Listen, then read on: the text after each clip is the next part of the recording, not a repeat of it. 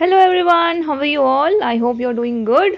आज हम क्या करने वाले हैं? आज हम एमसीक्यू करने वाले हैं। जो भी 3 वीडियोस अभी तक मैंने अपलोड की है उन पर हम एमसीक्यू करेंगे। कौन कौन सी वीडियो है? हिस्टोरिकल बैकग्राउंड में हमने 2 वीडियोस अपलोड की थी, कंपनी का रूल और क्राउन का रूल। एंड दूसरा जो हमारा टॉपिक था, थर्ड वीडियो, जिसमें हमने making of the Indian constitution पढ़ाया था, उस पर भी ये एमसीक्यू सीरीज़ मेरी होने वाली है। 30 एमसीक्यूज़ को हम डिस्कस करेंगे। एमसीक्यू सॉल्व करने से क्या होता है ना कि जो आपने पढ़ा है आपको पता लगता है कि क्या आपको वो समझ आई है।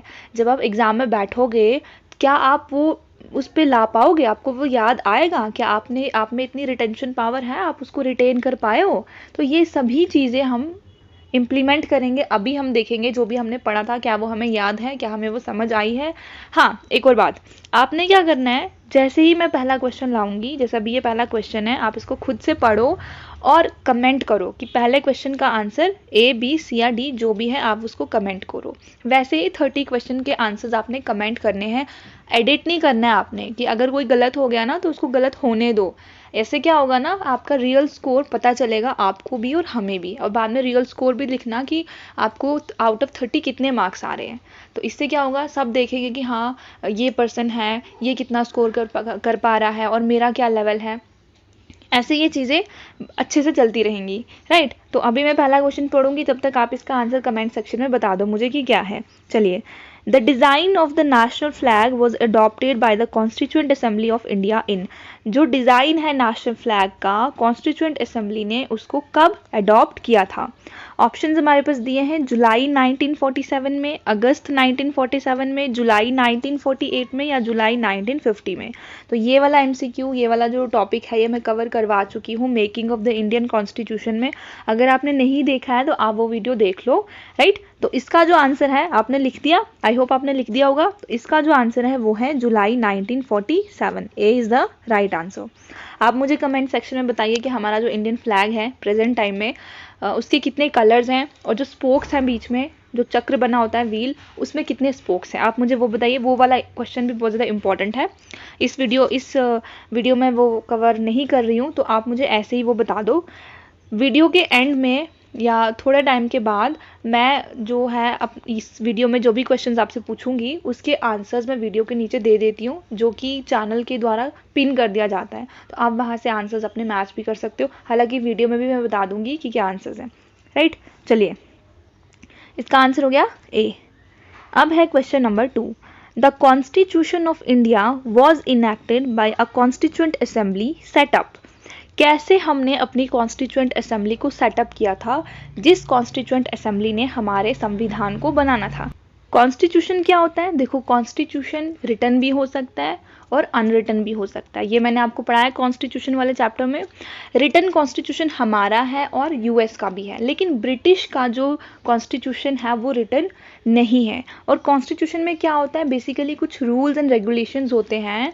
उस कंट्री में रहने वाले हर नागरिक को उन रूल्स एंड रेगुलेशंस को फॉलो करना होता है, वो होता है कॉन्स्टिट्यूशन। कॉन्स्टिट्यूशन सब पर इक्वली इम्प्लीमेंट होता है, चाहे आप कितने बड़े डिग्नेटरी हो, चाहे आप कोई किसान हो, आप कोई भी आम नागरिक हो, सब पर कॉन्स्टिट्यूशन का इक्वल राइट होता है। कानून की नज़र में सब इक्वल होते हैं। And constitution is a supreme law of the land. इससे ऊपर कुछ भी नहीं है। एटलीस्ट हमारे देश में संविधान से ऊपर कोई रिलीजन नहीं है, कुछ भी नहीं है, ठीक है। सबसे ऊपर हमारा संविधान है। तो हमारा जो सवाल है वो है, constitution of India was enacted by the constituent assembly setup. पहला ऑप्शन है through a resolution of the provisional government. Second है by the INC, Indian National Congress ने बनाया था। चलिए, आप मुझे बताइए कि इंडियन नेशनल कांग्रेस को कब बनाया गया था, किसके द्वारा बनाया गया था, और इंडियन नेशनल कांग्रेस की जो पहली सेशन हुई थी वो कहाँ पे हुई थी, उसको किसने प्रिजाइड किया था, और कितने डेलीगेट्स वहाँ पर आए थे। ये जितने भी क्वेश्चन मैंने आपको पूछे ना, ये बहुत ज़्यादा इंपॉर्टेंट है, ठीक है। तीसरा है इसमें कि under the independence act of 1947, and the fourth one is under the cabinet mission plan of 1946। चलिए बताइए, लिखिए कमेंट सेक्शन में कि इसका आंसर क्या होगा। मैं आपको बताती हूँ, इसका आंसर है under the cabinet mission plan of 1946। इसको मैं डिटेल में पढ़ा चुकी हूँ अपनी वीडियोस में, तो यहाँ पर हम सिर्फ एमसीक्यूज पे फोकस करने वाले हैं। जहाँ तक हो पाएगा एक्सप्लेन करूँगी, लेकिन वीडियो ज़्यादा लंबा ना हो जाए इसलिए मैं शॉर्ट में ही आपको बताऊँगी, ठीक है। तो जो कॉन्स्टिट्यूशन ऑफ इंडिया है, कॉन्स्टिट्यूएंट असेंबली जो बनाई गई थी वो कैबिनेट मिशन प्लान में बनाई गई थी जो ब्रिटिशर्स लेके आए थे। ठीक है, चलिए अब है हमारे पास third question. A bill in the imperial legislative council for compulsory and free primary education was introduced by. जो बिल इंपीरियल लेजिस्लेटिव काउंसिल में लेके आए थे किस लिए था ये? प्राइमरी एजुकेशन को फ्री और कंपलसरी करना था। मुझे बताइए अभी के टाइम पे फ्री और कंपलसरी एजुकेशन कौन सी एज से कौन सी एज तक है? आपने मुझे ये बताना है और ये फंडामेंटल ड्यूटीज़ में भी है। ठीक है, तो आप मुझे बताइए इसका आंसर क्या होगा। अच्छा, ऑप्शन है आपके पास मोहम्मद शफ़ी, फिरोज शाह मेहता, गोपाल कृष्ण गोखले और शंकरन नायर। गोपाल कृष्ण गोखले जो है ना ये पॉलिटिकल गुरु हैं महात्मा गांधी के। तो ये वाला क्वेश्चन भी इंपॉर्टेंट हो जाता है कि who is the political Guru of Mahatma Gandhi? It is Gopal Krishna Gokhale. और इस क्वेश्चन का जो आंसर है, आई होप आपने लिख दिया है, अब मैं बता दूं, तो इस क्वेश्चन का जो आंसर है वो है सी, गोपाल कृष्ण गोखले। तो इसका आंसर भी यही है, राइट। चलिए क्वेश्चन नंबर 4 है, who among the following was the chairman of the drafting committee of the Indian constitution.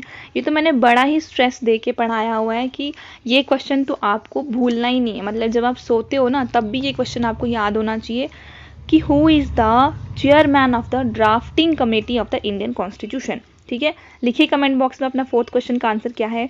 पहला ऑप्शन है Rajendra Prasad, C Rajagopalachari, Tej Bahadur and D is B R Ambedkar. तो इसका जो सही आंसर है वो है डी, भीमराव अम्बेडकर। और ये इनको क्या कहा जाता है आप मुझे बताइए? इनको कहा जाता है मॉडर्न मनु कहा जाता है इनको, और इनको कहा जाता है father of the Indian constitution. ठीक है, और फादर ऑफ द नेशन किसको कहा जाता है? वेरी इजी क्वेश्चन, आप मुझे बताइए किसको कहा जाता है। चलिए अब है हमारे पास question number 5। The constituent assembly which framed the constitution for independent India was set up in।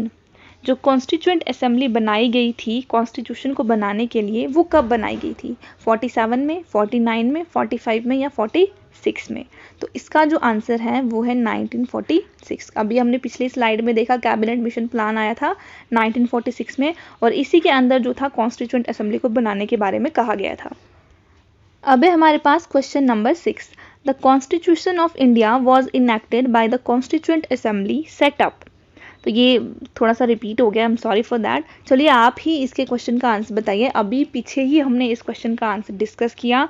आप मुझे बताइए आईएनसी ने बनाया था, प्रोविजनल गवर्नमेंट के रेजोल्यूशन ने बनाया था, कैबिनेट मिशन प्लान ने बनाया था, या फिर इंडियन इंडिपेंडेंस एक्ट के थ्रू हमारी कॉन्स्टिट्यूएंट असेंबली को बनाया गया था? अभी जस्ट मैंने ये डिस्कस किया है, इस क्वेश्चन का आंसर आप ही दीजिए।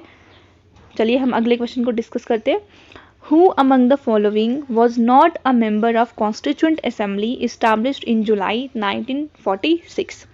ये इंपॉर्टेंट है, बहुत ज़्यादा इंपॉर्टेंट क्वेश्चन है क्योंकि बहुत अच्छी पर्सनालिटी ने इसमें पार्टिसिपेट नहीं किया था। ऑप्शन है आपके पास के.एम. मुंशी, जे.बी. कृपलानी, महात्मा गांधी और बी.आर. अम्बेडकर। जब मैंने ये लेक्चर आपको पढ़ाया है मैंने बहुत स्ट्रेस दिया था कि ये क्वेश्चन आपको नहीं भूलना है। आपको ऑप्शन दे देंगे बी.आर. अम्बेडकर, महात्मा गांधी, पटेल, राजेंद्र प्रसाद। तो इसका जो आंसर है वो है महात्मा गांधी। तो आपको ये नहीं भूलना है, भूल कर भी आपको नहीं भूलना है कि महात्मा गांधी ने कॉन्स्टिट्यूएंट असेंबली में पार्टिसिपेट नहीं किया था, मतलब ये मेंबर नहीं थे कॉन्स्टिट्यूएंट असेंबली के, राइट। चलिए क्वेश्चन नंबर 8 है, ये वॉज है, ठीक है, ये अभी के टाइम पे नहीं है। स्पेशल कॉन्स्टिट्यूशनल पोजीशन जो है जम्मू कश्मीर को क्या दिया गया था, मतलब कि स्पेशल चीज़ जो है वो क्या थी जम्मू कश्मीर के पास? इंडियन लॉज एप्लीकेबल नहीं होंगे, ये था। It is above Indian constitution, हमारे भारत के संविधान से ऊपर था क्या जम्मू कश्मीर का संविधान? It is not integral part of Indian union, क्या जम्मू कश्मीर जो है भारत का इंटीग्रल पार्ट नहीं था? ये इसकी स्पेशल चीज़ थी। या फिर इसका अपना एक खुद का संविधान था, ये इसकी स्पेशल चीज़ थी। तो ऑब्वियसली वी ऑल नो कि जम्मू कश्मीर का खुद का अलग से संविधान था, ये इसको स्पेशल स्टेटस था और अब ये हट चुका है। आप मुझे बताइए वो डेट जब जम्मू कश्मीर से उसका ये हक, उसका ये स्पेशल स्टेटस उससे छीन लिया गया। आप मुझे कमेंट बॉक्स में बताइए। क्वेश्चन नंबर 9 है, on whose recommendation was the constituent assembly formed?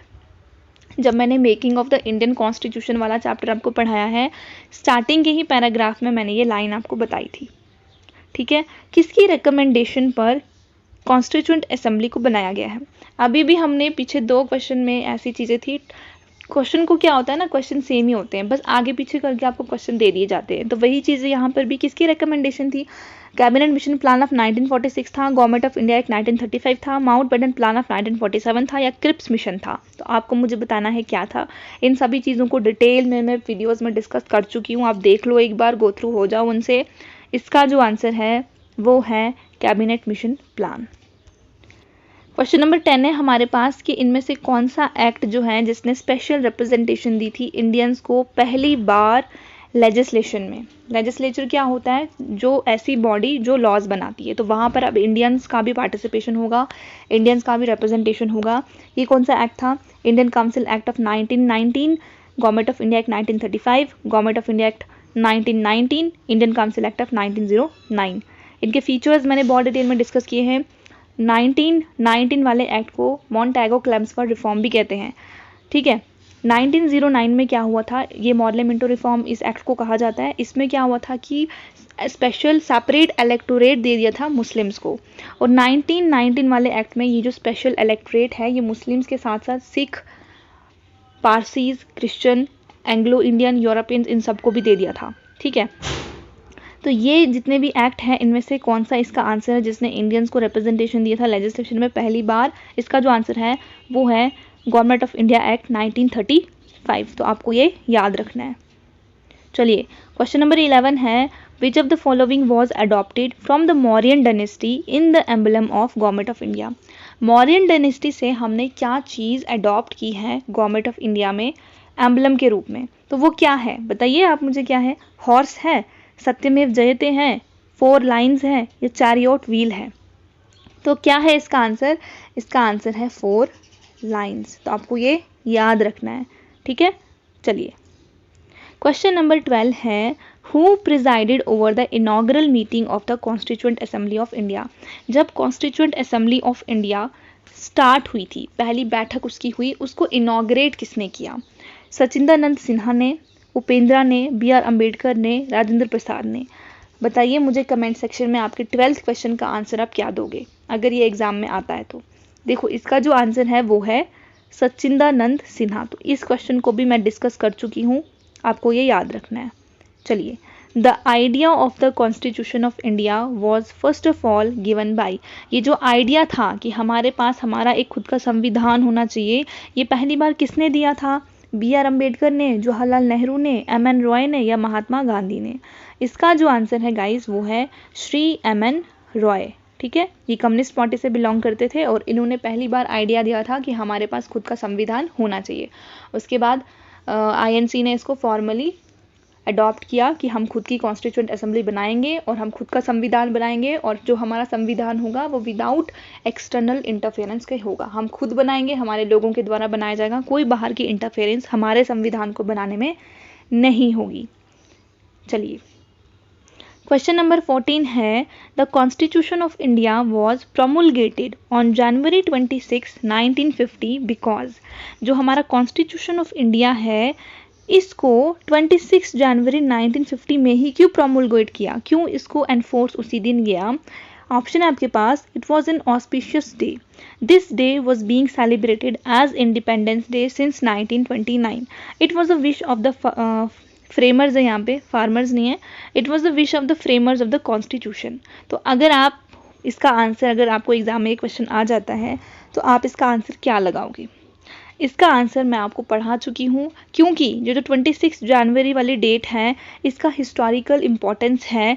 इसी दिन हमने पूर्ण स्वराज को भी अडॉप्ट किया था लाहौर सेशन में, इसीलिए इस डेट को हम सेलिब्रेट करते हैं as a republic day of India.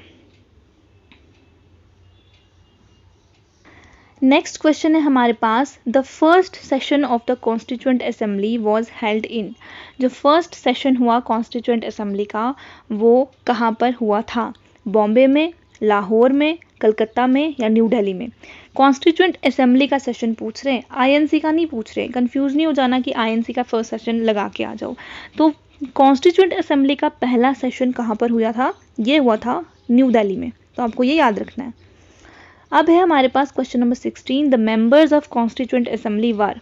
जो कॉन्स्टिट्यूएंट असेंबली में मेंबर्स थे वो कौन थे? क्या उनको प्रोविंशियल असेंबलीज ने इलेक्ट किया था, या फिर वो प्रिंसली स्टेट के रिप्रेजेंटेटिव थे सिर्फ, या फिर डायरेक्टली लोगों ने उनको इलेक्ट किया था, या सरकार ने उनको नॉमिनेट किया था? इसका जो आंसर है वो है ए, इलेक्टेड मेंबर्स थे कॉन्स्टिट्यूएंट असेंबली में, प्रोविंशियल असेंबलीज ने इनको इलेक्ट किया था। चलिए, क्वेश्चन नंबर 17 है कि इंडियन कॉन्स्टिट्यूशन एनफोर्स कब हुआ? ये तो अभी अभी मैंने आपको बताया कि कब हुआ था। 15 अगस्त 1947 को हुआ था क्या? नहीं हुआ था। 26 जनवरी 1949 को? नहीं। 26 जनवरी 1950? हाँ, यही इसका आंसर है, 30 जनवरी 1950। ये तो हो ही नहीं सकता है। और 26 जनवरी 1949 की जो ये डेट है, इस दिन क्या हुआ था? हमने अडॉप्ट किया था अपने कॉन्स्टिट्यूशन को, एनफोर्स नहीं किया था। और यही वाली जो डेट है ये हमारे प्रियम्बल में भी मैंशनड है। और 15 अगस्त 1947 को हमें पता है हम इंडिपेंडेंस डे को सेलिब्रेट करते हैं, तो ये तो इसका आंसर होगा नहीं। ठीक है, चलिए क्वेश्चन नंबर 18 है, the constitution of India was adopted by the हमारा जो कॉन्स्टिट्यूशन था इसको किसने अडॉप्ट किया? पार्लियामेंट ऑफ इंडिया ने, कॉन्स्टिट्यूएंट असेंबली ने, गवर्नर जनरल ने, या ब्रिटिश पार्लियामेंट ने? किसने अडॉप्ट किया था? ऑब्वियसली बात है, उस टाइम पे तो कॉन्स्टिट्यूएंट असेंबली ही थी जहाँ पे हम अपने संविधान को बना रहे थे, और बाद में यही कॉन्स्टिट्यूएंट असेंबली हमारा पार्लियामेंट ऑफ इंडिया बनता है। बट उस टाइम पे क्या था? कॉन्स्टिट्यूएंट असेंबली थी जिसने हमारे कॉन्स्टिट्यूशन ऑफ इंडिया को अडॉप्ट किया था। इसका जो आंसर है वो है डी। क्वेश्चन नंबर 19 है, How long did the Constituent Assembly take to finally pass the Constitution? मतलब कि कॉन्स्टिट्यूएंट असेंबली को कितना टाइम लग गया फाइनली कॉन्स्टिट्यूशन को पास करने में? तो कितना टाइम लगा था? 6 मंथ लगे थे 1949 में, 2 साल लगे थे 15 अगस्त 1947 के बाद, एग्जैक्टली 1 साल लगा 26 नवंबर 1948 से, या फिर 3 साल लग गए 9 दिसंबर 1946 से? इसका जो आंसर है वो है डी। इसको 3 साल लगे थे सिंस 9 दिसंबर 1946, जब पहला सेशन हुआ था, कॉन्स्टिट्यूएंट असेंबली की पहली सिटिंग हुई थी, उसके बाद इसको एग्जैक्टली अबाउट 3 ईयर्स लगे थे टोटली बनने में। ठीक है, चलिए, the office of governor general of India was created by, ये जो गवर्नर जनरल ऑफ इंडिया का ऑफिस है ये कौन से वाले एक्ट ने क्रिएट किया था? तो ये एक्ट्स मैं आपको पढ़ा चुकी हूँ। पहला ऑप्शन है आपको 1935 के एक्ट ने, charter act of 1833, charter act of 1813, या फिर गवर्नमेंट ऑफ इंडिया एक्ट 1858। तो ये वाला एक्ट जो था, ये वाला जो पोस्ट थी गवर्नर जनरल ऑफ इंडिया, ये थी चार्टर एक्ट ऑफ 1833। अब आप मुझे कमेंट सेक्शन में बताइए कि first governor general of India कौन था? ये मैं आपको पढ़ा चुकी हूँ। प्लीज़ कमेंट कीजिए, आंसर बताइए। गलत भी होगा तो डोंट वरी, अगर गलत करोगे, यहाँ पर गलत करोगे, फाइनल एग्जाम में गलत नहीं होगा, ये मेरी गारंटी है। क्योंकि एक बार जब आप गलत चीज़ कर लेते हो ना, और फिर बाद में आपको पता चलता है कि ये गलत है, मैंने गलत आंसर दिया है, इसका सही आंसर वो है, तो एग्ज़ाम में वो गलत ही नहीं होती है। अभी आप जवाब दीजिए, अभी जितने मर्जी क्वेश्चन गलत हो जाएंगे, फाइनल एग्जाम में आपके क्वेश्चन गलत नहीं होने चाहिए। चलिए, अब है हमारे पास 21। अब यहाँ से आगे जो 10 क्वेश्चन है उनका लेवल मैंने थोड़ा सा इंक्रीज़ कर दिया है, क्योंकि JKPSC का एग्ज़ाम है, JKSSB का नहीं है। अगर आप JKSSB के लिए भी तैयारी कर रहे हो तो ये वाले क्वेश्चन इंपॉर्टेंट है। JKPSC में थोड़े से अच्छे लेवल के क्वेश्चन आएंगे, तो अब हम उन क्वेश्चन को डिस्कस करेंगे। Which of the following are the features of regulating act of 1773? तो आपने बताना है। पहला ऑप्शन आपको दिया है, It is provided for the establishment of Supreme Court at Calcutta 1774। तो देखो, जब मैंने रेगुलेटिंग एक्ट ऑफ 1773 पढ़ाया था तो मैंने वहाँ पे आपको बहुत जोर दिया था कि सुप्रीम कोर्ट जो है इस पे सवाल बन सकता है, तो आपको ऑप्शन 1 वो दे दिया है। दूसरा कि executive council for governor general of Bengal भी इसी एक्ट में बनाई गई थी। तीसरा, इसने governors of Bombay and Madras की प्रेसिडेंसी को सबऑर्डिनेट कर दिया गवर्नर जनरल ऑफ बंगाल के, ये भी मैंने आपको पढ़ाया है। और बोर्ड ऑफ कंट्रोल एक बॉडी बना दी पॉलिटिकल अफेयर्स को मैनेज करने के लिए।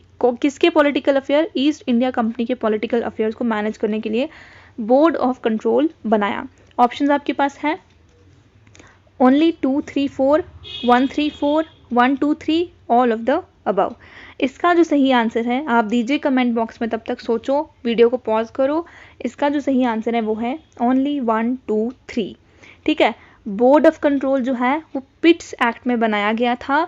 यहाँ पर क्या बनाया था? कोर्ट ऑफ डायरेक्टर बनाया था। ठीक है, तो ये वाला जो गलत हो गया, बाकी तीनों ही सही है। आप मुझे बताइए कि first governor general of Bengal कौन था? कमेंट सेक्शन में मुझे इसका आंसर चाहिए। चलिए, क्वेश्चन नंबर 22 है, इनमें से कौन से लीडर्स का जो पोर्टफोलियो है first cabinet of free India में वो करेक्टली मैच हो रहा है। ठीक है, मतलब कि किसके पास कौन सा डिपार्टमेंट था, किसके पास कौन सी मिनिस्ट्री थी, ये मैंने आपको पढ़ाया हुआ है लेक्चर में और मैंने आपको बताया भी था कि ये इंपॉर्टेंट है। सरदार बलदेव सिंह, इनके पास डिफेंस था। राजेंद्र प्रसाद, इनके पास फूड एंड एग्रीकल्चर था। डॉक्टर जॉन मत्थल, इनके पास फाइनेंस था। तो आपके ऑप्शन है 1 3, 1 2, 2 3, ऑल ऑफ द अबव। तो इसका जो सही आंसर है वो है 1 2, ये गलत है और ये दोनों बिल्कुल सही है। सरदार बलदेव सिंह के पास डिफेंस था और राजेंद्र प्रसाद के पास फूड एंड एग्रीकल्चर का मिनिस्ट्री थी। अब आप मुझे बताइए कि फाइनेंस किसके पास था, आप मुझे ये बताइए। क्वेश्चन नंबर 23 है, गवर्नमेंट ऑफ इंडिया एक्ट 1935 के साइलेंट फीचर्स इनमें से कौन से हैं? फेडरेशन और प्रोविंशियल ऑटोनॉमी थी, डायरकी थी सेंटर में और डायरकी को एबॉलिश कर दिया था स्टेट में, मतलब प्रोविंसेस में डायरकी को एबॉलिश कर दिया था, सेंटर में अभी भी डायरकी थी। डायरकी का क्या मतलब होता है? Double government. ये मैं आपको 1935 के एक्ट में पढ़ा चुकी हूँ। Double government. एक और फीचर था इसका, बाइकैमरलिज्म ला लिया था, फेडरल प्रोविजंस ला लिए थे, रिजर्व सब्जेक्ट थे, ट्रांसफर्ड सब्जेक्ट थे, ये मैं आपको पढ़ा चुकी हूँ। ठीक है, इसमें क्या सही आंसर्स हैं वो आपको बताने हैं। इसका जो आंसर है वो है सी, मतलब कि तीनों ही एकदम सही इन्होंने बताए हैं। फेडरल प्रोविजंस है, प्रोविंसेस को ऑटोनॉमी दी थी, यस, डिसेंट्रलाइजेशन किया था, डायरकी सेंटर में थी और स्टेट में यानी प्रोविंसेस में डायरकी को एबॉलिश कर दिया था इस वाले एक्ट में। चलिए, क्वेश्चन नंबर 24 है, इनमें से कौन सा सही है गवर्नमेंट ऑफ इंडिया एक्ट 1919 के रिगार्डिंग? इसको मॉर्ले मिंटो रिफॉर्म कहा जाता है। Sorry, it abolished dyarchy introduced by 1909, जिसको मॉर्ले मिंटो रिफॉर्म भी कहा जाता है। सेकंड है कि इसने डायरेक्ट इलेक्शंस करवाना स्टार्ट कर दिए पूरे भारत में। तो इसका सही आंसर क्या है? 1 2, बोथ, नाइदर 1 नॉर 2। इसका जो सही आंसर है वो है ओनली 2, क्योंकि डायरेक्ट इलेक्शंस करवाए थे इस वाले एक्ट ने कंट्री में, लेकिन मॉर्ले मिंटो रिफॉर्म्स में डायरकी नहीं आई थी। डायरकी तो इसी एक्ट में आई थी ना, तो पहला क्वेश्चन जो है वो गलत हो जाता, पहला ऑप्शन जो है वो गलत हो जाता है। चलिए, क्वेश्चन नंबर 25 है हमारे पास, इनमें से कौन सा सही है? साइमन कमीशन पढ़ा चुकी हूँ मैं आपको, साइमन गो बैक के नारे लगे थे। साइमन कमीशन को अपॉइंट किया था 1927 में, इसने अपनी रिपोर्ट सबमिट की 1930 में और इसने सजेस्ट किया कि डायरकी को एबॉलिश कर दो। ये इसकी एक सजेशन है, जो सजेशन मैं आपको पढ़ा चुकी हूँ। पूना पैक्ट रिएक्शन था साइमन कमीशन का और इसकी रिपोर्ट का। ऑप्शन है only 1, only 2, 1 and 2, none of the above. तो इसका जो आंसर है वो है ओनली 1। पूना पैक्ट तो कमनल अवार्ड जब हुआ था उसका नतीजा था। ठीक है, कमनल अवार्ड क्या था ये मैं आपको पढ़ा चुकी हूँ। रैमसे मैकडोनल्ड उस टाइम पे ब्रिटेन के प्राइम मिनिस्टर थे जिन्होंने कमनल अवार्ड लाया।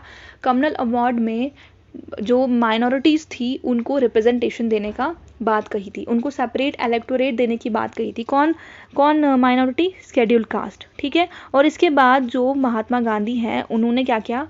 उन्होंने हंगर स्ट्राइक की, फास्ट अनटू डेथ रखा येरावाड़ा जेल पूना में, और इसके बाद डिप्रेस्ड क्लासेस के जो लीडर्स हैं और महात्मा गांधी मतलब कांग्रेस के जो लीडर्स हैं उनके बीच में बातचीत हुई, एग्रीमेंट साइन हुआ जिसको पूना पैक्ट कहा जाता है।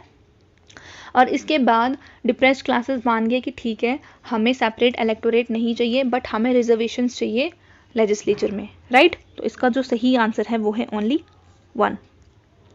अभी हमारे पास 26, which of the following are regarding to the Morley Minto reform? Morley Minto reform यानी 1909 वाला act.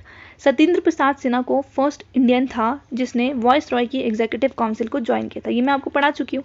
The reform introduce separate electorate, ये भी मैं आपको पढ़ा चुकी हूँ। और यहाँ पर जो सेपरेट इलेक्टोरेट लेके आए थे ये सिर्फ मुस्लिम्स के लिए थे, आपको याद रखना, यहाँ पे सिर्फ मुस्लिम्स को सेपरेट इलेक्टोरेट मिला था पहली बार। इसका जो सही आंसर है वो है सी, क्योंकि दोनों ही एकदम सही हैं। चलिए, अभी हमारे पास क्वेश्चन नंबर 27, इनमें से कौन सी चीज़ें कौन से ऑप्शन सही हैं regarding the charter act of 1833?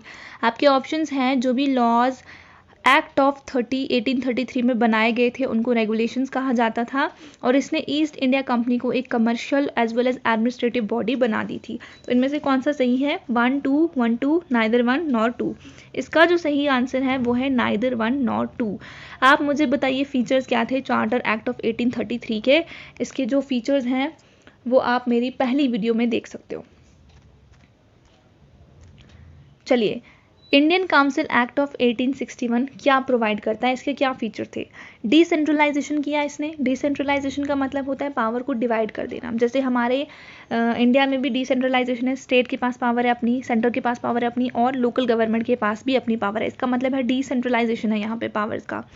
Legislative council बना दी पंजाब के लिए। पोर्टफोलियो सिस्टम को रिजेक्ट कर दिया इस एक्ट ने, और इसने क्या किया, इंडियन को एसोसिएट करना स्टार्ट कर दिया लेजिस्लेचर के साथ, यानी लॉ मेकिंग प्रोसेस के साथ। ऑप्शन है 1 to 4, 2, 3, all of the above. इसका जो सही आंसर है वो है 1, 2 and 4। पोर्टफोलियो सिस्टम को रिजेक्ट करने की बात तो कहीं की ही नहीं है मैंने, तो ये वाला ऑप्शन बिल्कुल गलत हो जाता है और बाकी तीनों सही हैं। सेकेंड लास्ट क्वेश्चन है हमारे पास, which of the following is true? Act for the good government of India was passed in 1858। ये मैंने बड़े इंपॉर्टेंटली आपको कहा था इंपॉर्टेंट है। और lord Dalhousie became the first viceroy of India. इसमें से कौन सा सही है? तो पहला तो बिल्कुल सही है और दूसरा गलत है, क्योंकि first viceroy of India Lord Dalhousie नहीं था। आप मुझे कमेंट बॉक्स में बताइए कि first viceroy of India कौन था। और लॉर्ड डलहौजी का क्या काम था? ट्रेन जो थी ना, फर्स्ट ट्रेन जो बॉम्बे से थेन तक चली थी, वो भी इनके टाइम पीरियड में ही चली थी। ठीक है, तो ये कुछ इंपॉर्टेंट फीचर है लॉर्ड डलहौजी के बारे में। लास्ट क्वेश्चन है हमारे पास कि इनमें से कौन सा सही है regarding the charter act of 1853। Act of 1853 last था चार्टर एक्ट में से। चार्टर एक्ट बहुत सारे थे, जिसमें से लास्ट ये कह रहे हैं कि 1853 का था, जिसने गवर्नर जनरल ऑफ बंगाल को गवर्नर जनरल ऑफ इंडिया बना दिया। इसने लेजिस्लेटिव और executive functions of the governor general council को कंबाइन कर दिया। तो देखो, ये तो मतलब क्या बोलूँ अब इसके बारे में, ये तो मैंने आपको पढ़ाया है। अब ये कह रहे हैं कि 1853 का जो एक्ट था वो लास्ट चार्टर था। नहीं, ये बिल्कुल गलत है। और ये कह रहे हैं कि गवर्नर जनरल ऑफ बंगाल को गवर्नर जनरल ऑफ इंडिया कर दिया। अरे ये तो 1774 में किया था ना, रेगुलेटिंग एक्ट ऑफ 1774 के टाइम पे गवर्नर जनरल ऑफ बंगाल को गवर्नर जनरल ऑफ इंडिया किया था। तो ये बिल्कुल गलत हो गया। और ये वाली बात तो है ही नहीं कि इसने कंबाइन कर दिया लेजिस्लेटिव और एग्जीक्यूटिव फंक्शन को। कंबाइन तो कभी किया ही नहीं, इनफैक्ट सेपरेट किया था। ठीक है, तो ये बिल्कुल गलत है और इसका जो सही आंसर है वो है डी। ये थे कुछ MCQs जो आज हमने डिस्कस किए हैं। इसके बाद भी मैं MCQs की सीरीज़ कंटिन्यू रखूँगी। 1-2 वीडियो जैसे ही मैं अपने लेक्चर्स की अपलोड करूँगी, उसके बाद MCQ सीरीज़ आएगी, जिससे आपको आइडिया लग जाएगा कैसे क्वेश्चंस आते हैं। और ये जितने भी क्वेश्चंस हैं ना, ये कहीं ना कहीं किसी ना किसी एग्ज़ाम्स में पूछे हुए हैं। चाहे आप CDS की बात कर लो, चाहे आप NDA की बात कर लो, AFCAT की बात कर लो, JK SSB की बात कर लो, JK पुलिस में आए हुए क्वेश्चंस हैं ये। मतलब जितने भी क्वेश्चंस हैं ना, ये मैंने बहुत ढूंढ के लाए हुए हैं आप लोगों के लिए। और जो भी क्वेश्चंस एक बार पूछे गए हैं कहीं पे, वही क्वेश्चन रिपीट होते हैं। स्मार्ट स्ट्रैटेजी से पढ़ेंगे तो एग्ज़ाम एकदम क्वालिफाई हो जाएगा बिना किसी स्ट्रेस के। तो आप रिविजन करते रहिए, इन MCQs को सॉल्व कीजिए खुद भी बैठकर। और जो भी चीज़ें, जो भी ऑप्शन इसमें दिए हैं, हर ऑप्शन के डिटेल में जाइए, वीडियो दोबारा से देखो अगर समझ नहीं आ रही है। PDF टेलीग्राम पे प्रोवाइड कर दिया है, PDF पढ़ लो एक बार फिर से। This was the end of my today's lecture. Thank you so much. Stay blessed, stay safe.